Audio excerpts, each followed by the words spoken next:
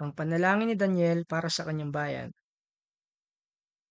Ako'y nananalangin sa Panginoon kong Diyos at nagpahayag ng kasalanan na sinasabi, O Panginoon, Diyos na dakila at kakilakilabot, na nag-iingat ng tipan at tapat na pag-ibig sa umiibig sa iyo at sa nag-iingat ng iyong mga utos.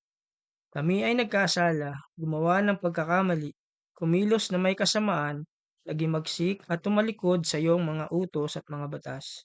Ni hindi kami nakinig sa iyong mga lingkod na mga propeta na nagsalita sa iyong pangalan sa aming mga hari, mga pinuno at mga ninuno, at sa lahat ng mga tao ng lupain. O Panginoon, ang katwiran ay sa iyo, ngunit sa amin ay hayag na kahihiyan hanggang sa araw na ito, sa mga tao ng Huda, sa mga naninirahan sa Jerusalem, sa buong Israel, sa mga nasa malapit at nasa malayo, sa lahat ng lupain, na iyong pinagtabuyan sa kanila dahil sa kataksilang ginawa nila laban sa iyo.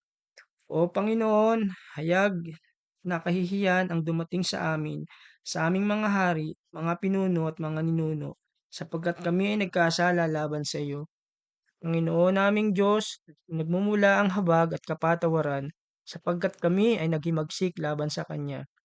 Ni hindi namin sinunod ang tinig ng Panginoon naming Diyos sa pamamagitan ng pagsunod sa Kanyang mga kautusan, Kanyang inilagay sa harapan namin sa pamamagitan ng Kanyang lingkod na mga propeta. Tunay na ang buong Israel ay sumuway sa iyong kautusan at tumalikod na hindi nakinig sa iyong tinig.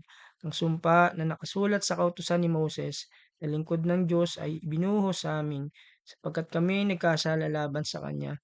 Sa gayoy, Kanyang pinagtibay ang Kanyang mga salita na Kanyang sinasalita laban sa amin at laban sa aming mga pinuno na namuno sa amin sa pamamagitan ng pagdadala sa amin ng malaking kapahamakan sapagkat sa silong ng buong langit ay hindi pa nagagawa ang gaya ng ginawa sa Jerusalem. Gaya ng nasusulat sa kautusan ni Moses, lahat ng kapahamakang ito ay dumating sa amin, gayunmay hindi namin hiniling ang lingap ng Panginoon naming Diyos, at hindi namin tinalikuran ang aming mga kasamaan at pinagkinggan ang iyong katotohanan. Kaya't inihanda ng Panginoon ang kapahamakan, binigsak sa amin sapagkat ang Panginoon ay naming Diyos ay matuwid sa lahat ng mga gawa na kanyang ginawa, ngunit hindi namin tinupad ang kanyang tinig. At ngayon, O Panginoon, naming Diyos, na naglabas ng iyong bayan mula sa lupain ng Ehipto, pamamagitan ng makapangyarihang kamay at pinatanyag mo ang iyong pangalan hanggang sa araw na ito, kami ay nagkasala, kami ay gumawa ng kasamaan.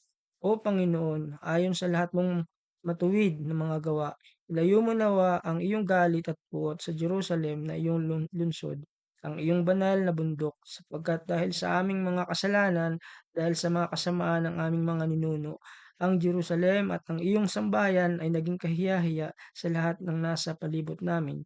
Kaya ngayon, O aming Diyos, pakinggan mo ang panalangin, mga pagsamo ng iyong lingkod. Alang-alang sa iyo, O Panginoon, paliwanagin mo ang iyong muka sa iyong wasak na santuario.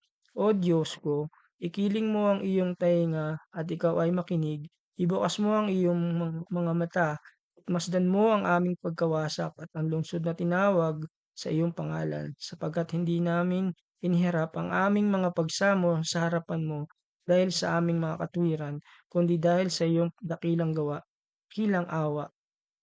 O Panginoon, makinig ka. O Panginoon, magpatawad ka. O Panginoon, makinig ka at kumilos ka, alang-alang sa iyong sarili. O aking Diyos, huwag mong ipagpaliban, sapagkat ang iyong lungsod at ang iyong sambayanan ay tinawag na sa iyong pangalan.